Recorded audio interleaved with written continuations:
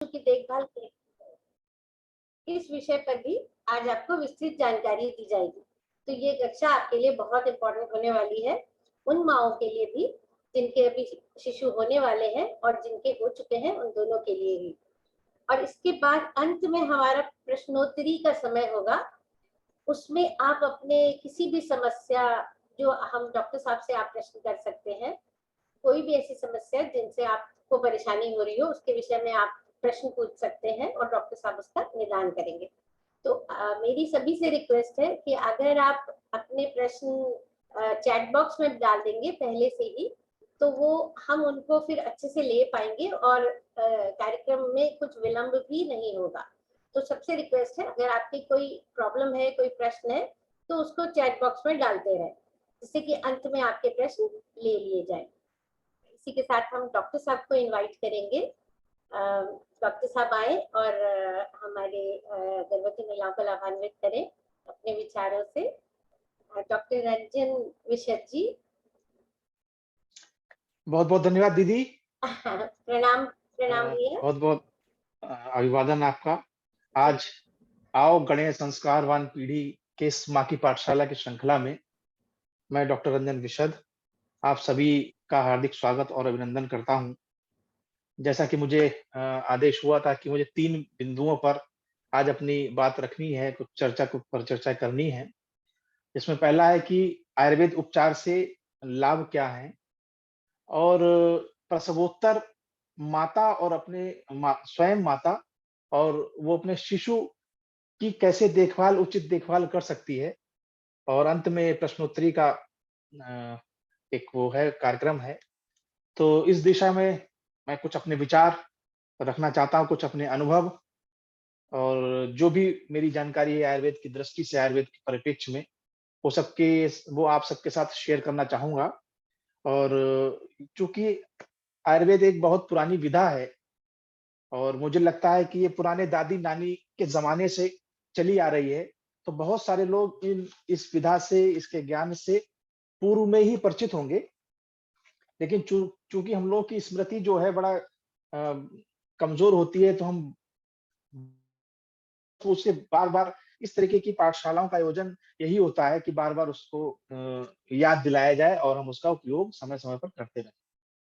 तो आयुर्वेद उपचार से लाभ की दृष्टि से अगर हम विचार करें, तो सबसे पहले हमें आयुर्वेद को समझना होगा, क्योंकि आयुर्वेद एक मात्र एक चिकित्सा पद्धति ही नहीं है, ये एक जीवन का विज्ञान है।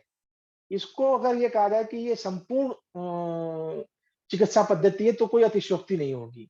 आयुर्वेद 2 शब्दों से मुख्य रूप से बना है, आयु और वेद। आयु जब हम जन्म लेते हैं और मृत्यु पर्यंत तक जितना समय हम व्यक्ति को मिलता है, वो उसकी आयु कहलाती है। और वेद से आशय हमारा ज्ञान होता है। तो इस पूरे जो लाइफ सोपान है, ये जो इसका ज्ञान जो है, अगर किसी विधा से मिलता है तो वो आयुर्वेद से मिलता है। और आज से ये बहुत पुरानी विधा है, 5000 वर्ष पूर्व से ही आयुर्वेद हमारे घर घर में व्याप्त है। हम अच्छी तरीके से इससे परिचित हैं और पूरी तरीके से श्रद्धावनत हैं इस चिकित्सा पद्धति की ओर। तो व्यक्ति का विश्वास तो पहले से ही है। आयुर्वेद के मुख्य रूप से 2 उद्देश्य हुआ करते हैं कि स्वस्थस्य स्वास्थ्य रक्षणम और आतुरस्य विकार प्रशमनम च। यानी कि स्वस्थ व्यक्ति के स्वास्थ्य की रक्षा करना आयुर्वेद का प्रथम प्रयोजन है। और अगर व्यक्ति किसी कारण से बीमार हो गया है, रुग्ण हो गया है, आतुर हो गया है, तब हम उसकी चिकित्सा करने का प्रयास करते हैं। यानी कि हमारी पहले जो एम्फेसिस होती है, यही होती है कि व्यक्ति अपने आप को स्वस्थ कैसे रखे, उसके लिए बाकायदा उसमें हमारे दिशा निर्देश दिए गए हैं। आयुर्वेद में एक दिनचर्या का दी गई है, बहुत बड़ी दिनचर्या है, ऋतुचर्या है, रात्रिचर्या है। किस व्यक्ति को अपनी प्रकृति के अनुसार कैसा पालन करना चाहिए, कैसा उसका खान पान होना चाहिए, कैसा उसका आहार होना चाहिए, कैसा विहार होना चाहिए, इसका बहुत ही विस्तृत परिचर्चा आयुर्वेद में की गई है। अगर व्यक्ति उसका पालन करता है तो निश्चित रूप से वो बीमार ही नहीं होगा। अगर किसी कारणवश बीमार हो भी गया है, तो उसकी फिर चिकित्सा पाठ शुरू होती है। कहते हैं कि आयु कामनेन धर्मार्थ सुख साधनम आयुर्वेदोपदेशेषु विदेहा परमादरा। धर्म, अर्थ और सुख, इन 3 का जो साधन है वो आयु है। इस जो जीवन मिला है, इसी के माध्यम से हम धर्म, अर्थ और सुख को साध सकते हैं। तो आयुर्वेद में क्या कहा गया कि जो इस आयु को संरक्षित रखना चाहता है, आज का विषय जो मुख्य रूप से प्रसवोत्तर माता और उसके शिशु के लिए ही है, और लेकिन उसके साथ-साथ ये अन्य लोगों के लिए भी लाभकारी हो सकता है। तो जो इस आयु की कामना करना चाहता है, सुखायु की कामना करना चाहता है, सुख पूर्वक जीवित सदा शतम की भावना को आत्मसात करना चाहता है कि 100 वर्ष तक हम सुखपूर्वक स्वस्थ रूप से कैसे जिएं, तो उसको आयुर्वेद के उपदेशों का अक्षरशः पालन उसको करना पड़ेगा। ये आयुर्वेद की एक सूक्ति है। और सबसे पहले मैं ये बताना चाहूंगा कि स्वस्थ व्यक्ति क्या होता है। एलोपैथ में या मॉडर्न मेडिसिन की बात कहें तो स्वस्थ व्यक्ति की परिभाषा, स्वस्थ की परिभाषा ये कही गई कि health is a state of complete physical, mental and social wellbeing, not merely the absence of disease. यानी जो व्यक्ति शारीरिक रूप से, मानसिक रूप से और सामाजिक रूप से स्वस्थ है, वही व्यक्ति, उसको ही स्वस्थ कहा जाएगा, केवल अब्सेंस ऑफ डिजीज को ही नहीं कहा जाता है। लेकिन आयुर्वेद की परिभाषा थोड़ी सी इससे भिन्न है। उसमें कहा गया है कि सम दोषः समाग्निश्चः सम धातु मलक्रिया प्रसन्न आत्मेंद्रिय मना स्वस्थ इत्यभिधीयते। आयुर्वेद में हम सब लोग जानते हैं कि मुख्य रूप से 3 दोष होते हैं, वात, पित्त और कफ। सारी चिकित्सा सूत्र इसी पर आधारित होता है। जब ये 3 दोष कम हो जाते हैं या बढ़ जाते हैं, जब अपनी साम्य अवस्था से अलग हो जाते हैं, साम्य अवस्था में नहीं रहते हैं, तभी व्यक्ति बीमार होता है। और आयुर्वेद के सूत्रों के माध्यम से, आयुर्वेद की औषधियों के माध्यम से, आयुर्वेद के प्रिवेंशन के माध्यम से हम सब लोग इन्हीं 3 दोषों को साम्य अवस्था में लाने का प्रयास करते हैं। तो सम दोषा, जिस व्यक्ति के ये तीनों दोष, वात, पित्त और कफ, 3 ये शारीरिक दोष कहे गए हैं, जिन व्यक्ति के वो चाहे माँ हो, बच्चा हो, कोई भी हो, जिनके ये तीनों दोष, वात, पित्त, कफ साम्यावस्था में है, और हमारे बॉडी में 13 तरीके की अग्नियां कही गई हैं। 5 भूताग्नियां, जिसे पंचमहाभूत जो होते हैं उनकी 5 भूताग्नियां, और 7 धातु होती हैं, रस, रक्त, मांस, मेद, अस्थि, मज्जा और शुक्र। तो उनकी 7 अग्नियां वो, और 1 जठराग्नि। तो इस तरीके की 13 अग्नियां कही गई हैं। ये अगर साम्यावस्था में है, अपना अपना सम्यक व्यापार कर रही है, तो व्यक्ति पूर्ण रूप से स्वस्थ होता है। लेकिन जब ये कम हो जाती है, ज्यादा हो जाती है, तब बीमार हो जाता है। यानी जिस व्यक्ति का तीनों दोष साम्यावस्था में है, 13 तरीके की अग्नियां वो साम्यावस्था में है, और जिसकी धातुएं, समस्त जो 7 धातुएं हैं, रस, रक्त, मांस, मेद, अस्थि, मज्जा और शुक्र शुक्र, तो ये अगर साम्यावस्था में है, जो 3 मल कह गए हैं, मूत्र, पुरुष और स्वेद, ये इनका निर्हरण जो है बॉडी से समय समय पर समुचित रूप से होता जा रहा है, उस व्यक्ति को स्वस्थ कहा जाता है। इसके साथ साथ प्रसन्न आत्मेंद्रिय मना स्वस्थ इत्यभिधीयते। इसके साथ साथ जिस व्यक्ति की आत्मा, इंद्रिय और मन, ये जो कॉन्सेप्ट है, ये केवल आयुर्वेद का कॉन्सेप्ट है। बाकी जो पहली प्रथम लाइन थी वो तो जो मॉडर्न मेडिसिन हमारी कहती है उसके अनुसार ही है। लेकिन ये जो प्रसन्न आत्मा, इंद्रिय, मन, जब तक व्यक्ति का मन, आत्मा और इंद्रिय जो हैं, जो वो भी प्रसन्न नहीं होंगी, तब तक व्यक्ति पूर्ण रूप से स्वस्थ नहीं कहा जा सकता है। और शरीर हमारे 2 तत्वों से मिलकर बना है। एक शरीर जो है तन और मन, ये दोनों एक दूसरे के पूरक होते हैं। तो ये बहुत इंपॉर्टेंट है कि व्यक्ति सभी दोष साम्यावस्था में हो, सब समस्त अग्नियां साम्यावस्था में हो, समस्त धातु साम्यावस्था में हो। उसके साथ साथ उसकी आत्मा, इंद्रिय, मन भी अगर प्रसन्न नहीं है, तो वो उसको स्वस्थ नहीं कहा जा सकता। इसलिए उसका मन, इंद्रिय और आत्मा, ये भी प्रसन्न होना बहुत जरूरी है, और इस पर ही आयुर्वेद सबसे ज्यादा एम्फेसिस देता है। इसके साथ आयुर्वेद जो है सर्व सुलभ है। ये आपके घर के आसपास, आपके किचन में और आपके आस पड़ोस में हर जगह ये सहजता से उपलब्ध है। इसलिए कोई अगर एक्यूट केसेस हो जाते हैं या इमरजेंसी पड़ जाती है, तो निश्चित रूप से हमें आधुनिक चिकित्सा की सेवा लेनी पड़ेगी, उसका सहारा लेना पड़ेगा। लेकिन उससे पूर्व अगर जो छोटी मोटी परेशानियां हैं, उनका निदान के लिए हम आयुर्वेद का सहारा ले सकते हैं। और चूंकि आयुर्वेदिक पूर्णता प्राकृतिक है, और ये जो हमारा शरीर है ये पंच महाभूतात्मक है, आयुर्वेद भी आयुर्वेद की जितनी भी औषधियां हैं ये भी सब पंच महाभूतात्मक हैं।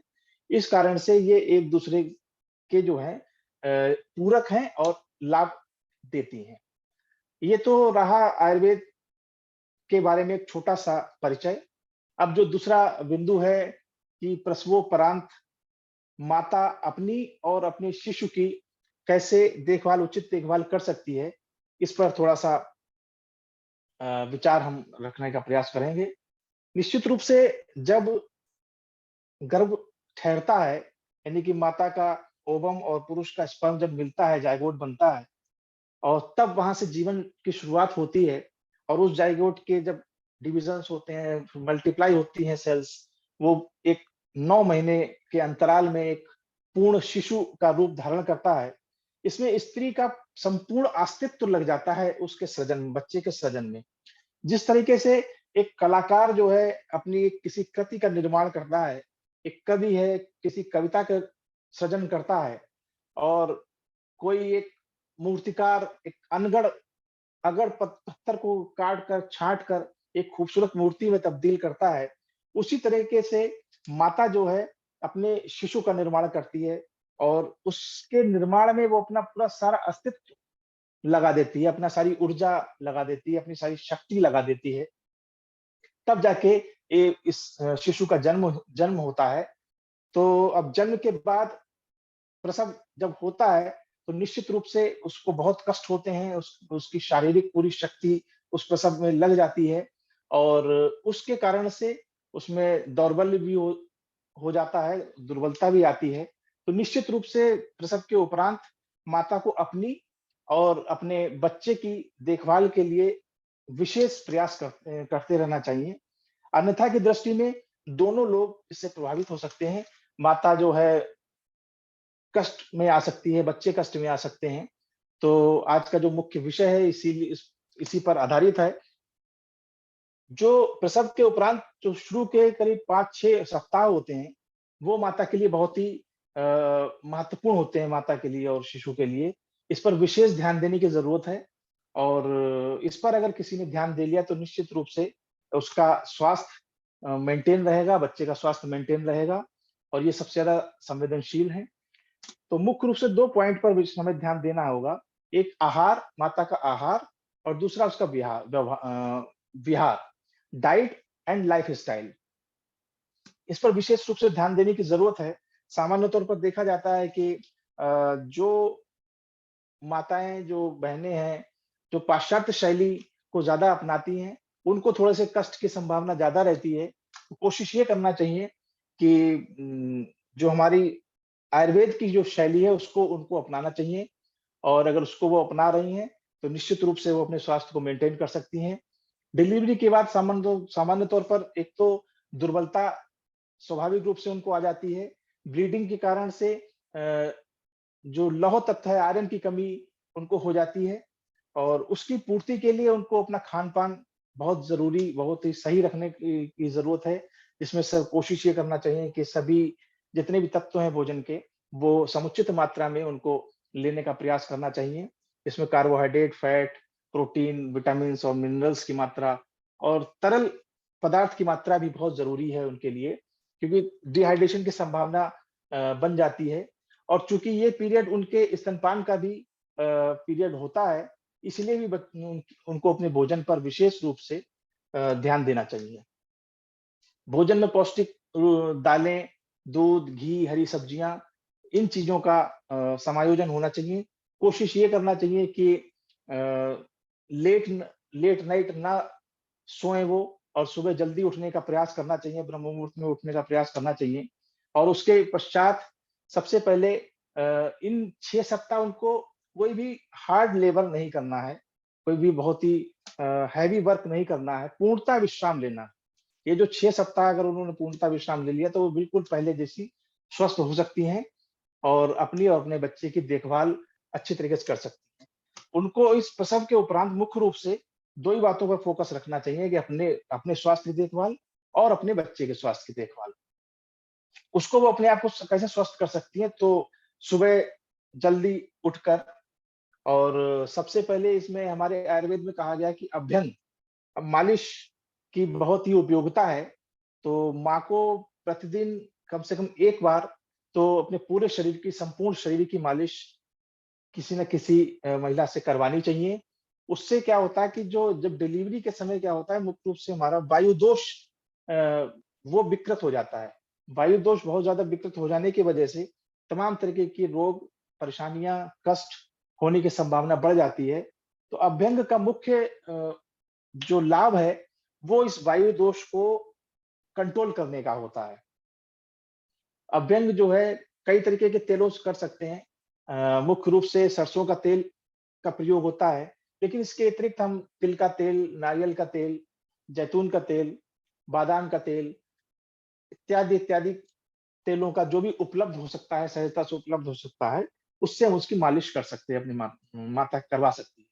लेकिन मुख्य रूप से जो है, वो सरसों का तेल और नारियल का तेल ज़्यादा प्रयुक्त होता है और कोशिश उसमें ये करना चाहिए अभ्यंग पूरे बॉडी में होना चाहिए, लेकिन पेट पर और जो हमारा पेल्विक पार्ट है वहाँ पर और सर पर, गर्दन पर, इन पार्ट्स पर अच्छी तरीके से होना चाहिए और कोशिश ये होनी चाहिए कि अभ्यंग जो है वो नीचे से ऊपर की ओर हार्ट के टुवर्ड्स हार्ट होना चाहिए। अगर मैं पैरों से अभ्यंग हो रहा है तो पैर ऊपर से नीचे ना होकर नीचे से ऊपर की ओर होना चाहिए। मतलब जो डायरेक्शन होना चाहिए अभ्यंग का, मालिश का, वो टुवर्ड्स हार्ट होना चाहिए। इससे क्या होता है, हमारी मांसपेशियाँ जो शिथिल हो जाती हैं और जो ब्लड सर्कुलेशन हमारा प्रभावित हो जाता है, वो पुनः रिस्टोर हो जाता है और हमारे बॉडी को नरिशमेंट जो है, वो अच्छा मिलता है। इस अभ्यंग के पश्चात करीब 1 डेढ़ घंटे के पश्चात महिला को स्नान करना चाहिए और स्नान भी इसको गुनगुने पानी से करना चाहिए और अगर गर्मी है, अत्यधिक गर्मी है तो सादे पानी से कर सकते हैं, लेकिन उसको मुख्य रूप से सर्दी से अपने आप को बचाना बहुत ज़रूरी है। क्योंकि अगर माता को सर्दी लग जाएगी, तो वात पहले से ही उसकी प्रकोपित है और सर्दी से अगर एक्सपोज़र उसका हो जाता है, तो वात और प्रकोपित होकर तमाम तरीके के परेशानियाँ उसको दे सकती है और उसके माध्यम से फिर बच्चे को वो परेशानियाँ हो सकती हैं। तो अभ्यंग के 1 डेढ़ घंटे के पश्चात उसको गुनगुने पानी से नहा लेना चाहिए और नहाने की कोशिश करना चाहिए कि साबुन का प्रयोग वो ना करे। हमारे आयुर्वेद में या पुराने ज़माने की जो महिलाएँ हुआ करती थीं, वो उबटन का प्रयोग करती थीं। उसमें बेसन में दूध मिलाकर या मलाई मिलाकर उससे पूरे बॉडी को वो साफ करती थीं। उससे तो जो जो शिथिलता होती थी, जो गंदगी इत्यादि जो कोई ऑयल वगैरह अगर बॉडी में है, तो वो पूरी तरीके से अच्छी तरीके से वो साफ हो जाता था। तो उबटन का प्रयोग करना चाहिए या फिर मुल्तानी मिट्टी का प्रयोग करना चाहिए और कोशिश ये करें कि साबुन का प्रयोग नहीं होना चाहिए। तो और तीसरा पॉइंट इसके बाद आता है स्नान के पश्चात ये धूपन की व्यवस्था भी हमारे आयुर्वेद में बड़ी अच्छी कही गई है। धूपन मतलब धुआँ पूरे बॉडी को काष्ठ औषधियाँ डालकर काष्ठ औषधियों का जो धूम्र है, उससे पूरी बॉडी की सिकाई करने का जो प्रावधान है वो धूपन में आता है। तो धूपन के लिए कुछ काष्ठ औषधियाँ हैं जिनको गाय के कंडे को पहले उनको सुलगा लिया जाता है, उसमें पहले उसको आग से प्रज्वलित कर लिया जाता है, जला लिया जाता है।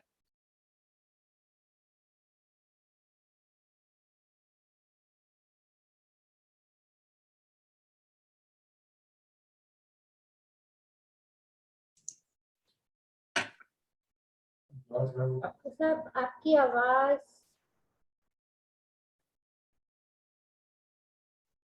डॉक्टर साहब आप म्यूट हो गए हैं। जी?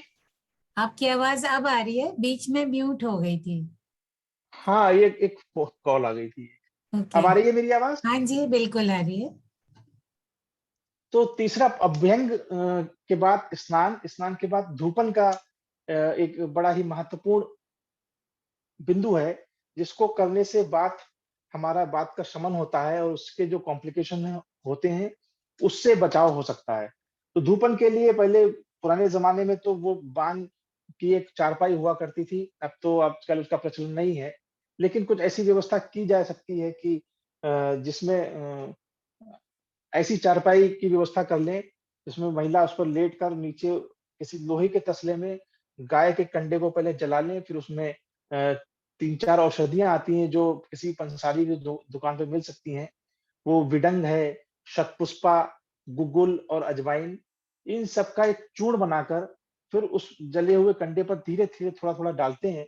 उससे जो धुआं निकलता है, तो एक तो शरीर को ताप मिलता है और दूसरा ये जो औषधियाँ होती हैं, इनमें एंटी माइक्रोबियल मतलब विषाणुनाशक गुण होते हैं और सूजन इत्यादि को कम करती हैं और दर्द वगैरह दर्द निवारक होती हैं।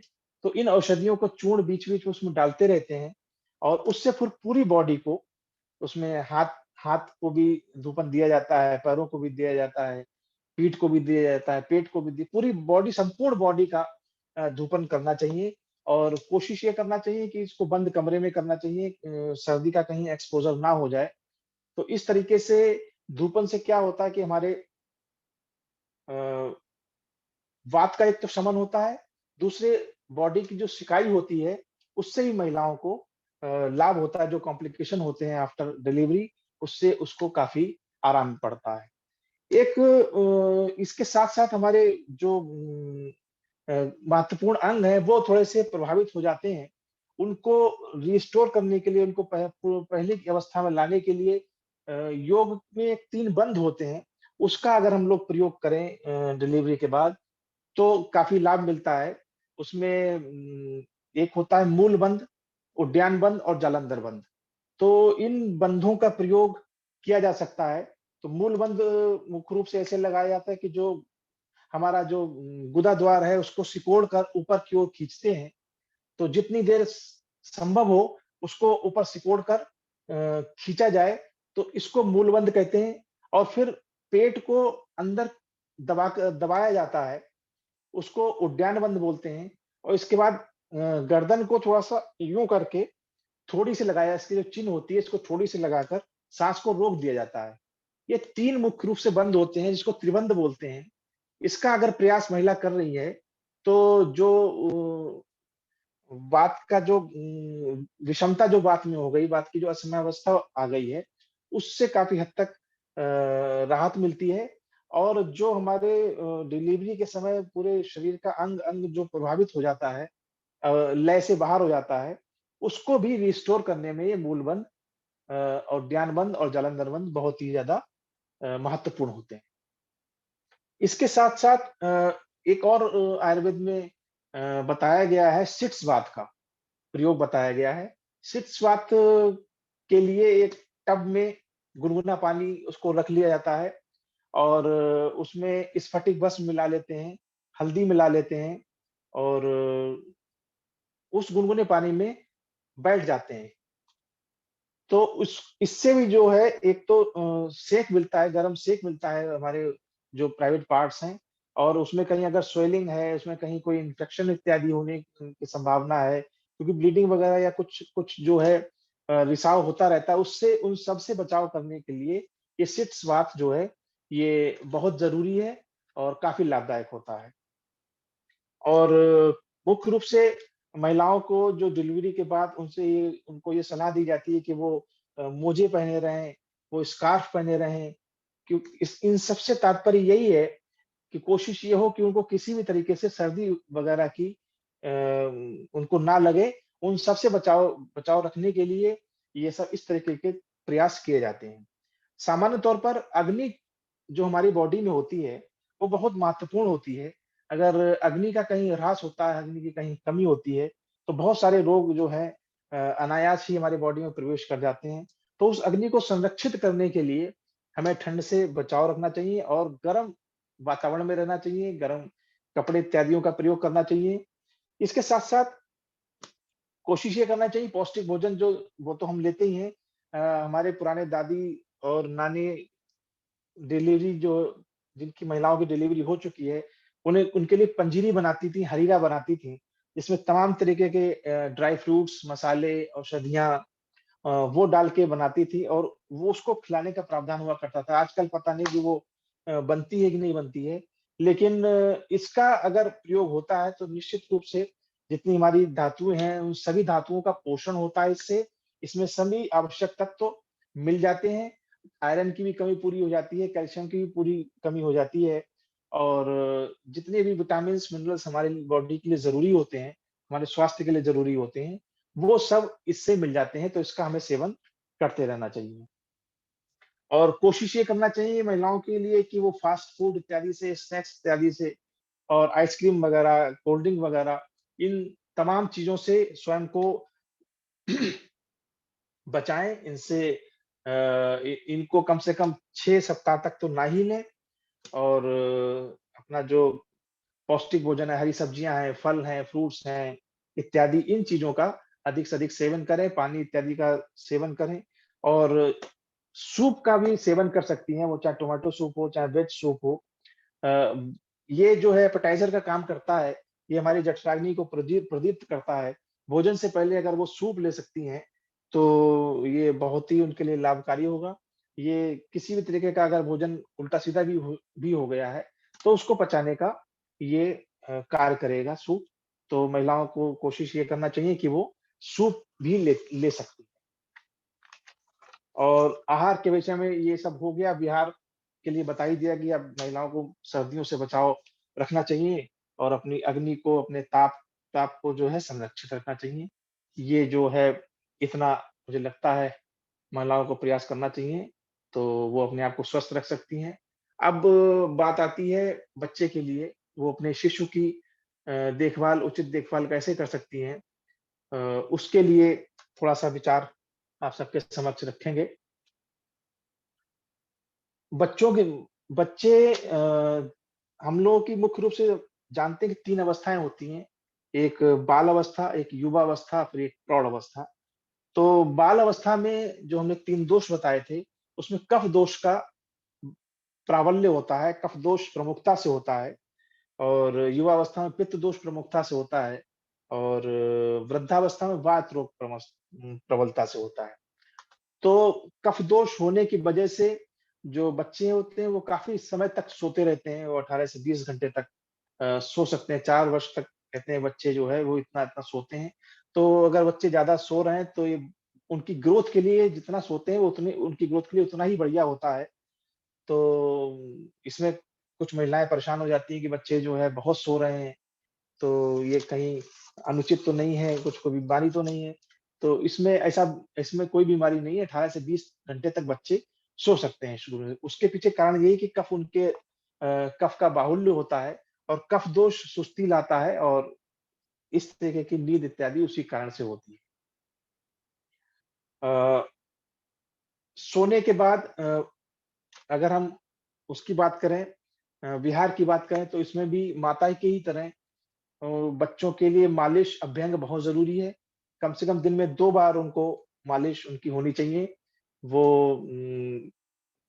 अब वैसे सरसों का तेल सबसे शुद्ध होता है और सबसे बढ़िया होता है, लेकिन आजकल मार्केट में अन्य बेबी ऑयल वगैरह भी आए हुए हैं, उससे भी मालिश कर सकते हैं।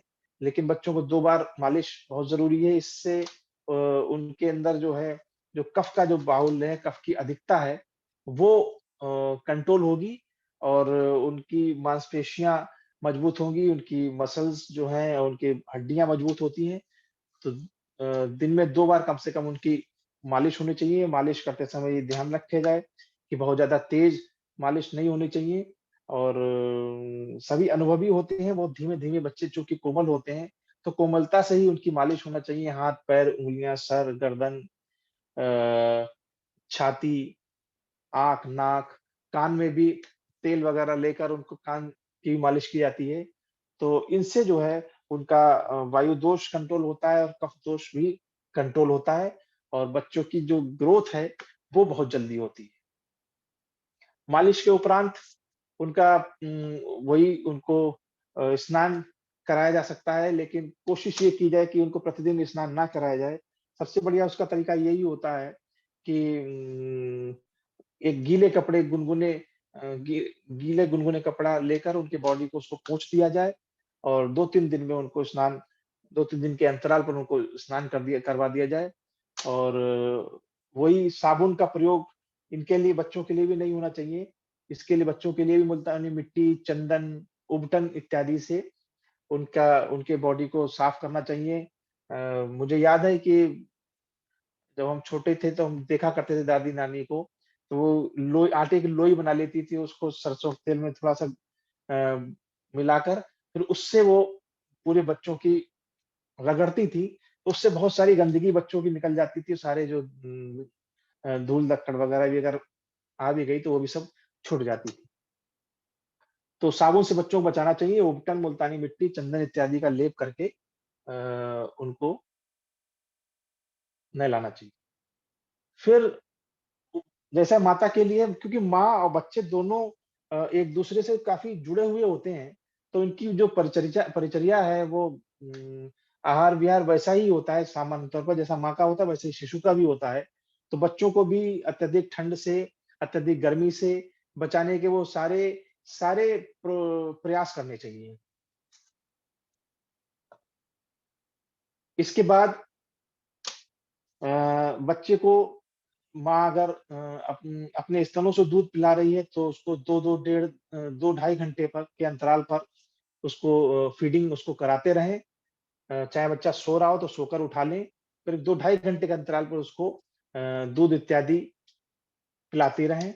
इसके साथ-साथ खाने में मक्खन, घी इत्यादि भी उसको देते रहें। अ, जो जो भी माँ अगर स्तन से अपने दूध पिलाने वाली माँ है, तो उसको भी अपना आहार-विहार अगर उसका गड़बड़ हो जाएगा, तो निश्चित रूप से बच्चे का स्वास्थ्य भी गड़बड़ हो जाएगा। क्योंकि जो बीमारी गर्भकाल के बाद डिलीवरी के बाद जो अगर कोई बीमारी माँ को होती है, तो वो वही बीमारी जो है, बच्चे के लिए भी ट्रांसफ़र हो जाती है। तो इसलिए माँ का स्वस्थ रहना बहुत ज़रूरी है। और माँ जो है कुछ भी उल्टा-सीधा ना खाए, ताकि उसके बच्चा प्रभावित ना हो। हर 2-3 घंटे वो दूध उसको पिलाते रहें और दूध पिलाने के उपरांत एक काम बहुत महत्वपूर्ण हो जाता है कि बच्चे को डकार दिलाना बहुत ज़रूरी है। तो उसके लिए उसको कंधे पर बच्चे को ले सकते हैं और उसकी पीठ पर हल्के से मालिश कर सकते हैं। तो दूध पिलाने के उपरांत उसको डकार आ जाती है। अगर हम उस बच्चे को डकार नहीं दिलाएँगे तो वो दूध जो है उल्टी के रूप में वापस आ सकता है।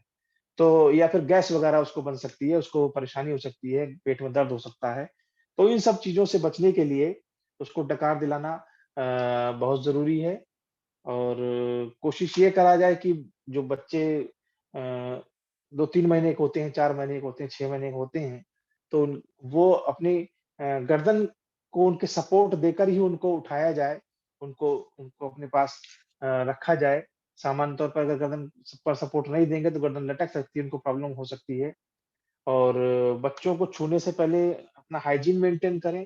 हाइजीन मेंटेन करने से मतलब अपने हाथ-पैर अच्छी तरीके से साबुन से धोकर या एंटीसेप्टिक से धोकर ही बच्चे को छुएँ, क्योंकि बच्चे जो हैं बड़े संवेदनशील होते हैं और चूँकि वैक्सीनेशन भी उसी पीरियड में चलता है, तो अगर कोई भी वायरस, बैक्टीरिया उनको प्रभावित कर सकता है, इसलिए उनको छूने से पहले अपनी हाइजीन को मेंटेन करें और इसके साथ-साथ एक बात और है उसमें कि डायपर का प्रयोग लोग करते हैं।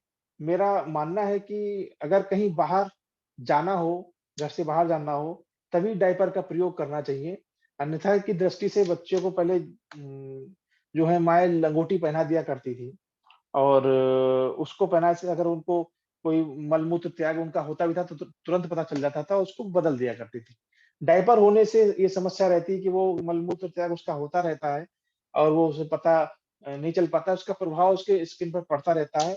वो 2, 3, 4 बार हो जाता है उसको, तब उसके बाद पता चलता है, तब माता जो है उसके डायपर को चेंज करती है।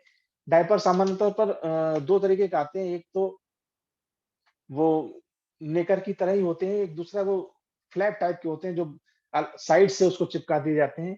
तो कोशिश ये करनी चाहिए अगर डायपर को यूज़ करना ही है, तो जो साइड वाले डायपर होते हैं, वो किसी अच्छी कंपनी के डायपर का प्रयोग करें और 2-3 घंटे पर डायपर उसके बदलते रहना चाहिए। कोशिश ये करना चाहिए कि बच्चे को कॉटन इत्यादि के कपड़े ही पहनाएँ और उसमें कोई मेटल वगैरह ना हो। इस टाइप की चीज़ें उसको प्रभावित कर सकती हैं, उसको हर्ट कर सकती हैं और ऐसा प्रयास करना चाहिए। और इसके बाद 2 महीने का 3 महीने का जब बच्चा हो जाता है, तो कोशिश करें कि उसको पेट के बल लेटाने का प्रयास करें। उससे क्या होता है कि वो जब बच्चा पेट के बल लेटता है, तो अपनी गर्दन वगैरह और अपना मुँह उठाने का प्रयास करता है, तो उससे उसके उसके गर्दन में शक्ति आती है और इस तरीके से वो प्रयास, ये आहार-विहार उसका बन सकता है। अब मैं चाहता हूँ कि प्रश्न अगर किसी का है, तो वो पूछ सकता है। बहुत-बहुत धन्यवाद डॉक्टर साहब। आपने इतने सुंदर तरीके से सारी समस्याओं का समाधान भी अपने लेक्चर में बता दिया है। जी। और हमारे पास कुछ प्रश्न आए हैं, मैं एक-एक करके पूजा दीदी और मैं एक-एक करके पढ़ के बता देंगे। तो पहला प्रश्न जो मैं आपको पूछना चाहती हूँ वो ये कि बच्चे को घर की बनी हुई घुट्टी देना चाहिए और अगर दे सकते हैं तो कब से दे सकते हैं? बच्चे को घर की बनी हुई घुट्टी दे सकते हैं। उसको 1-2 महीने के उपरांत दे सकते हैं। जी। दूसरा प्रश्न है दीदी, ये 6 महीने की बेटी है इनकी और ये चाहते हैं ये पूछना कि उसको ऊपर का पानी देना है या नहीं देना है, और अगर देना है तो क्या वो नॉर्मल पानी देना है या उबाल कर ठंडा करके देना है? ऐसा है, उसको पानी दे सकते हैं, 6 महीने के उपरांत पानी दे सकते हैं उसको, लेकिन कोशिश ये करें कि उबाल कर ठंडा किया हुआ पानी ही दें।